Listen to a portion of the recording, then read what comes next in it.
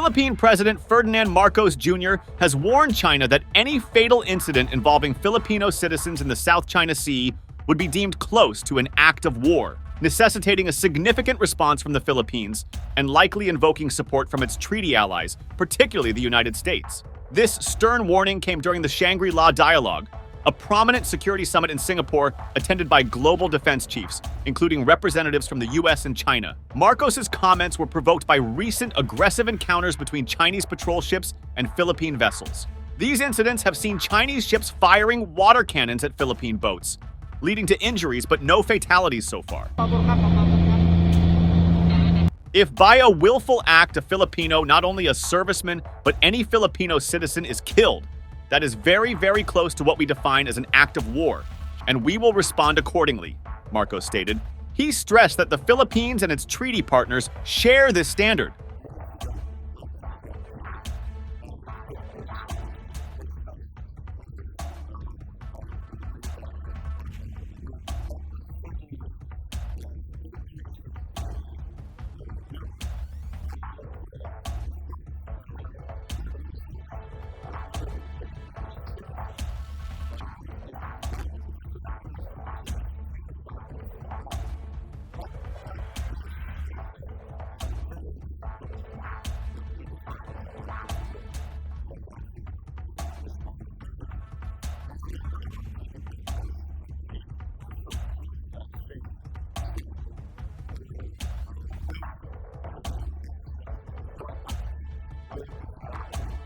The Chinese military has accused the Philippines of deflecting blame and provoking China. A Chinese spokesman claimed that the Philippines, with support from external powers, had broken promises and escalated tensions, especially around the disputed Second Thomas Shoal, where the Philippines has a military outpost.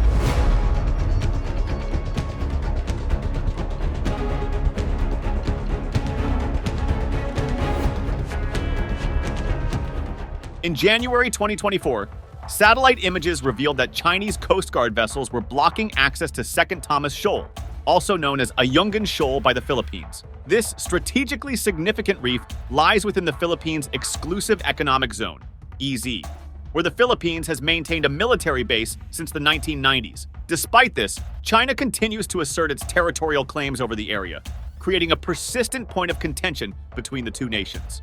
By February 2024, tensions at Second Thomas Shoal escalated further when the Philippines attempted to reinforce and resupply its Marines stationed aboard the BRP Sierra Madre, a grounded tank landing ship serving as a military outpost on the shoal. Chinese Coast Guard and maritime militia vessels responded aggressively, intercepting the supply missions with water cannons and blocking tactics. These confrontational actions heightened the already volatile situation, drawing international concern. The situation deteriorated in March 2024 when dangerous maneuvers by Chinese Coast Guard ships resulted in minor collisions with Philippine vessels off Second Thomas Shoal. The Chinese vessels were attempting to block Philippine Coast Guard and supply ships, exacerbating the territorial dispute and raising significant safety concerns in the region.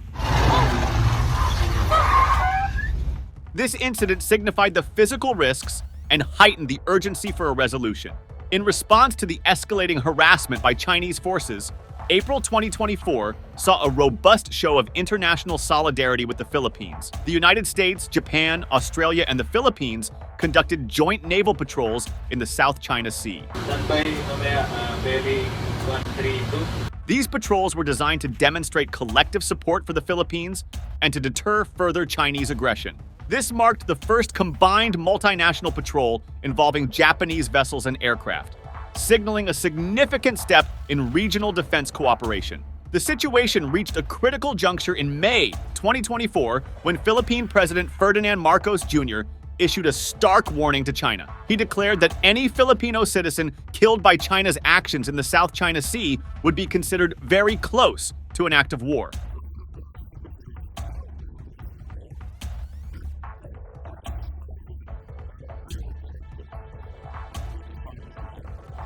This pronouncement followed a series of aggressive encounters, including the use of water cannons and deliberate collisions by Chinese vessels, which have severely strained bilateral relations. Marcos's warning highlighted the severe implications of continued Chinese provocations and the potential for conflict escalation. This standoff has raised fears of a broader conflict involving the U.S., bound by a mutual defense treaty to defend the Philippines if attacked. U.S. Secretary of Defense Lloyd Austin reaffirmed America's ironclad commitment to the treaty, but refrained from speculating on specific responses to hypothetical scenarios. Austin described the harassment faced by the Philippines as dangerous and stated the importance of maintaining open communication channels with China to prevent unnecessary escalation. He highlighted ongoing efforts to resume direct military communication and establish a crisis communications working group. So there is no substitute for direct military-to-military talks between senior leaders. And there's no substitute for open lines of communication to avoid misunderstanding and miscalculations. As I've always said, dialogue is not a reward. It's a necessity. And so I look forward to more talks with the PRC. Every country, large or small, has the right to enjoy its own maritime resources and to freely sail and operate wherever international law allows. In recent months, the U.S. has intensified its military cooperation with the Philippines, conducting joint exercises and planning to enhance the country's defense capabilities with advanced equipment, including drones and missile systems. The Philippines is also increasing its own military spending, acquiring missiles from India. Before we dive back into our topic, we'd love for you to check out our other platforms. Our website offers an easy reading experience for all our published articles and in-depth analyses. You can find the link in the description below. Now let's get back to the discussion. Marcos reiterated the Philippines' commitment to resolving disputes through dialogue and diplomacy, aligning its actions with international law, particularly the United Nations Convention on the Law of the Sea. Unclose. He emphasized the country's legal right to its maritime zones, affirmed by a 2016 ruling by the Permanent Court of Arbitration that invalidated China's expansive claims in the South China Sea. The Philippine president highlighted that his country's maritime boundaries are defined by international law, not arbitrary claims. He vowed to uphold the integrity of the West Philippine Sea, the official Philippine designation for its exclusive economic zone in the South China Sea. We have submitted our assertions to rigorous legal scrutiny by the world's leading jurists. The lines we draw on our waters are based on international law, Marcos stated.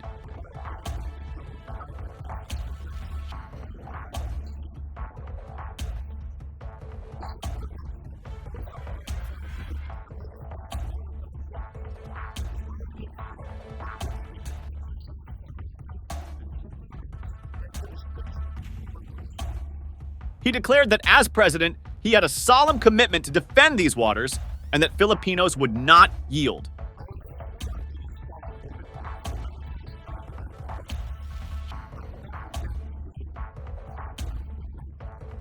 Marcos highlighted the global significance of peace and stability in the South China Sea, noting that the region is a critical passageway for half of the world's trade. He called for all nations to recognize their stake in maintaining stability and for their voices to be heard equally in resolving the issue. Despite his firm stance, Marcos expressed hope for a peaceful resolution, envisioning the South China Sea as a sea of peace, stability, and prosperity, in line with the aspirations of the Association of Southeast Asian Nations, ASEAN. He reaffirmed the Philippines' dedication to addressing challenges through peaceful means.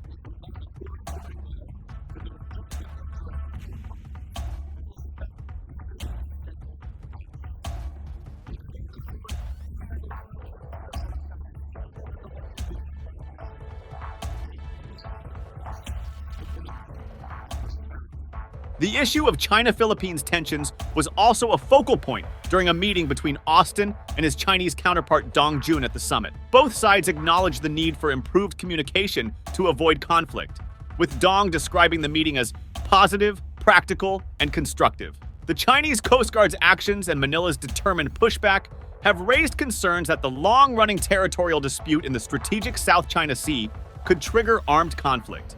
The Philippines regularly sends resupply ships to the Sierra Madre, a rusting former U.S. military vessel it deliberately ran aground in 1999 on 2nd Thomas Shoal, where it has stationed soldiers. Since early last year, China has stepped up efforts to disrupt these resupply missions with Coast Guard and maritime militia ships. In 2023, Manila reported that a Chinese ship targeted its vessel with a laser, and last year, several ships collided due to what the Philippines described as Chinese blocking maneuvers. Marcos's remarks followed a speech to defense ministers, military chiefs, diplomats, and analysts at the Shangri-La Dialogue Forum, where he described the Philippines as a protector of a regional security order based on international law and treaties. Our efforts stand in stark contrast to a certain actor, he said, adding that the Philippines was on the front lines of efforts to preserve the integrity of UNCLOS, which governs the rights of coastal states.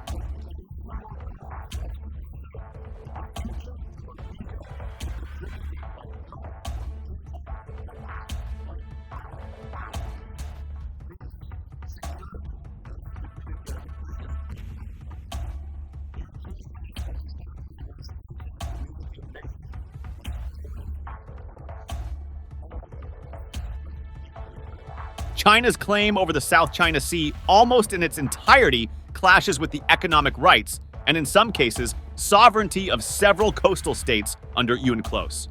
Marcos has made his country China's most vocal challenger on the issue since taking office in mid-2022. He has also reinvigorated Manila's alliance with the U.S., overseeing the largest bilateral military exercises in 3 decades and allowing U.S. forces increased access to Philippine bases. I do not intend to yield. Filipinos do not yield, Marcos asserted. He emphasized the right of regional countries to determine their own future rather than being treated as a theater for great power competition. Strategic competition between the US and China, he argued, was constraining regional nations' choices and exacerbating flashpoints. China's determining influence is a permanent fact, Marcos said, but at the same time, the stabilizing presence of the US is important.